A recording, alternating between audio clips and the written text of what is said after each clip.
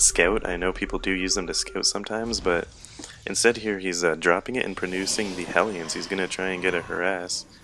Who knows Let's how... go ahead and look at his vision. I mean, Joey's vision does not have that involved. So I personally really like this. I do this myself personally with Terran, dropping it in the corners, bringing out those Hellions. You're going to be able to harass these probes and kill a lot of probes. Hellions only 100 gold a pop, so really worth it if you're able to deploy, especially if you wait till the Protoss moves out and tries to attack, which I'm not sure if we're going to see that from Joey. But I mean, have you personally ever used these Hellions in such a manner?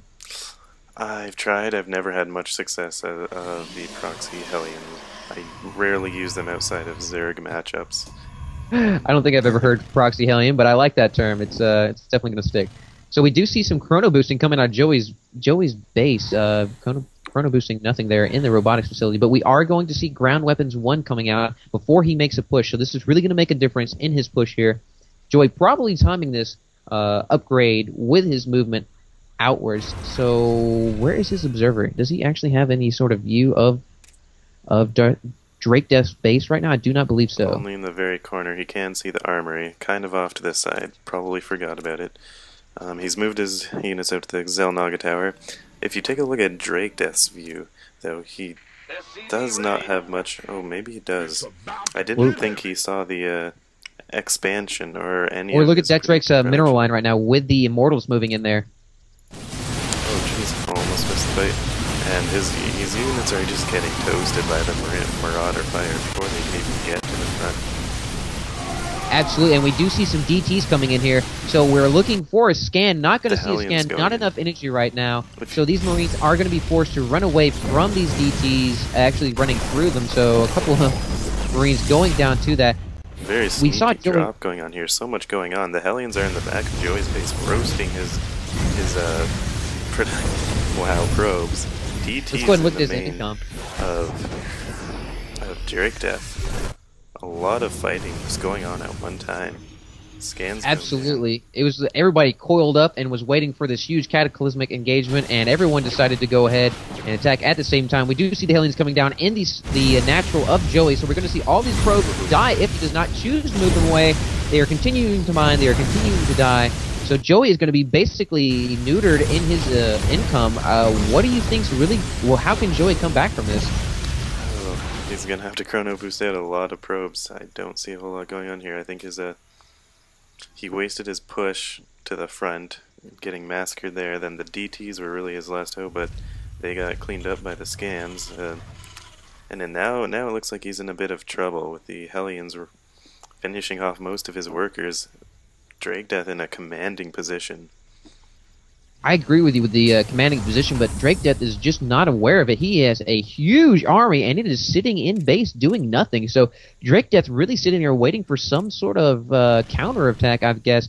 However, I really must point out the fact that he did not take any sort of consideration the fact that he just completely decimated Joey's income. Joey luckily had a fat bank of minerals, so we do see he still has 1,700 minerals right now, so able to put out a lot of zealots. Of course, did he have zealot legs? I don't remember.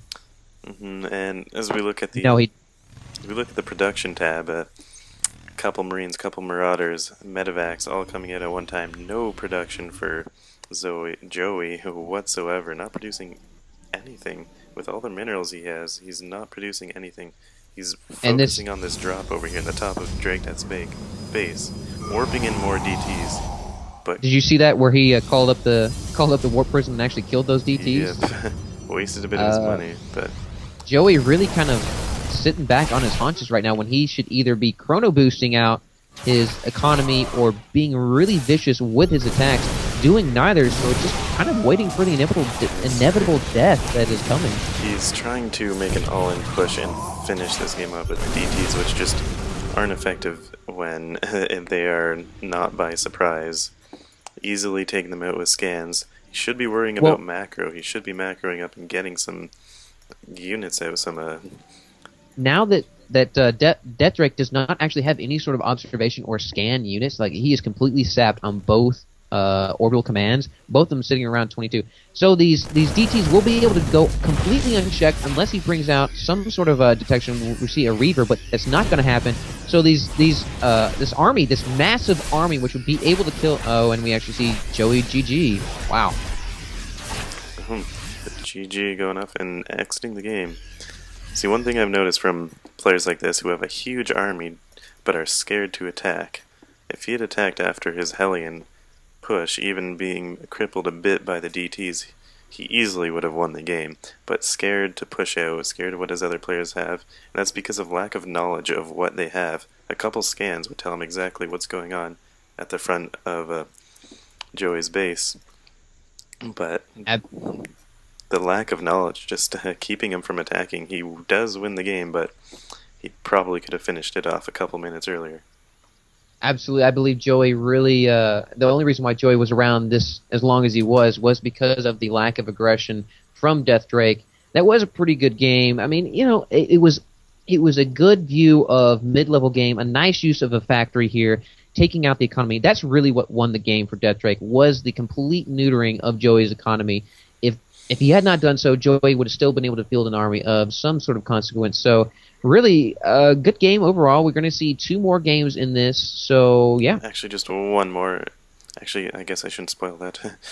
Actually, whoops, cat's out of the bag. Yep, I didn't think of it. That best of 3. That's all you know. It is best of 3. So we are going to head over to the next match between DrakeDeath and Joey in the finals of the first SC4D tournament.